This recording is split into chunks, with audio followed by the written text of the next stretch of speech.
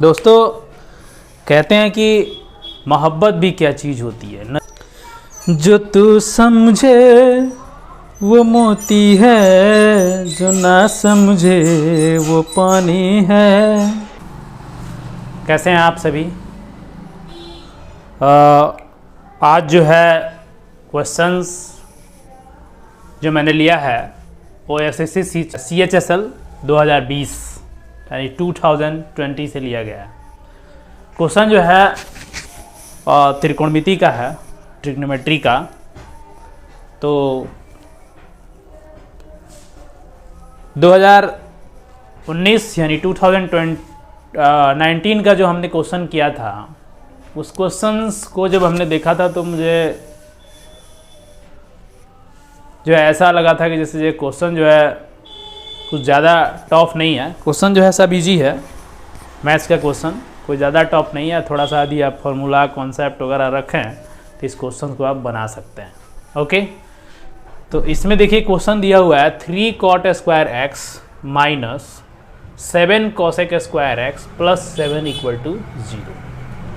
यानी कहने का मतलब ये है कि x का हम वह कौन सा वैल्यू रखें ताकि ये पूरे क्वेश्चंस को पूरा ये जो है LHS पार्ट है ना, उसका सम जो है 0 हो जाए।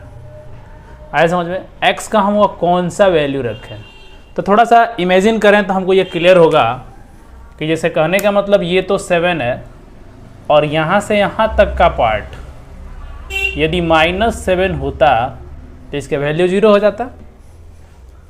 अब बात यह है कि -7 आएगा कैसे, तो -7 आएगा कैसे, तो इसके लिए यदि हम 30 डिग्री हो गया, 60 डिग्री हो गया, 90 डिग्री हो गया, 45 डिग्री हो गया है। अब ये हमारे पास जो है इसका ऑप्शन भी दे रखा है और ऑप्शन से यदि बनाना चाहें तो और इजी वे से बना सकते हैं।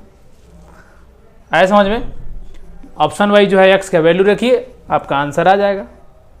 लेकिन इससे पहले आया समझ में?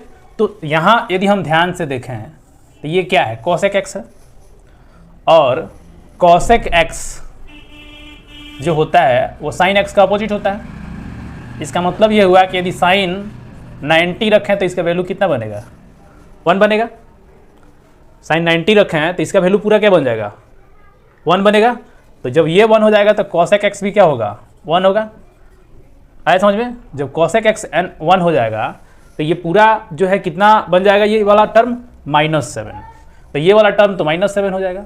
लेकिन यदि cot x का वैल्यू यदि जब यहाँ x 90 रख रहे हैं तो इसके हिसाब से यदि हम देखें cot 90 का वैल्यू, तो cot 90 की वैल्यू क्या होगी, यानी यदि इसको हम गौर से देखें तो ये क्या बनेगा, cos 90 डिवाइडेड बाई sin 90। और आपको पता है कि cos 90 0 होता है तो cot 90 भी क्या होगा, 0 ही होगा। आए समझ में? तब तो x = 90 रखने पर ये टर्म 0 हो गया और ये टर्म पूरा का पूरा -7 बन गया। यानी -7 और +7 क्या बन गया, 0। यानी इसका मतलब ये हुआ एप्लीकेबल ऑप्शन जो है इसके लिए कौन सा होगा, 90। ओके, 90 जो है ऑप्शन होगा। आया समझ में? तो ये क्वेश्चन जो है कोई ज़्यादा उतना टफ नहीं है, यदि ढंग से देखें तो ये क्वेश्चन बहुत ईजी है। आया समझ में?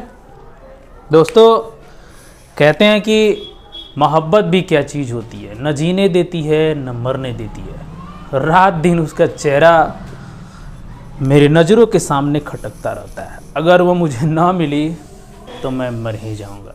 दोस्तों वास्तव में जब किसी इंसान को किसी से मोहब्बत हो जाती है तो हमेशा उसी के याद में डूबा रहता है। लेकिन क्यों ना मोहब्बत को जो है कुछ इस तरह लिया जाए कि जो है हम इस मोहब्बत के जरिए जो है हम अपने मंजिल को प्राप्त कर सकें।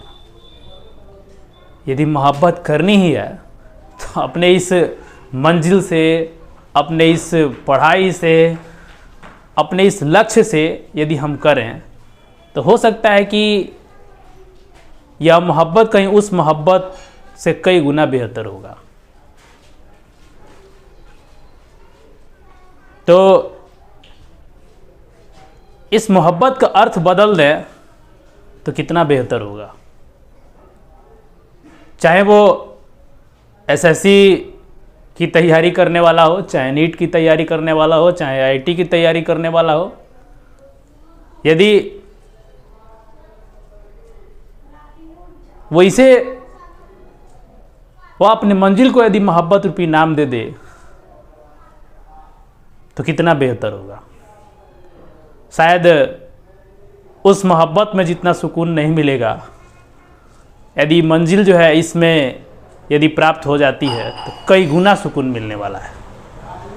तो दोस्तों, यदि मोहब्बत भी करना है तो अपने लक्ष्य से, अपने मंजिल से, अपने मुकाम से मोहब्बत करें, ताकि आपको मुकाम हासिल हो जाए और तो सारी दुनिया की मोहब्बत आपको मिलेगी।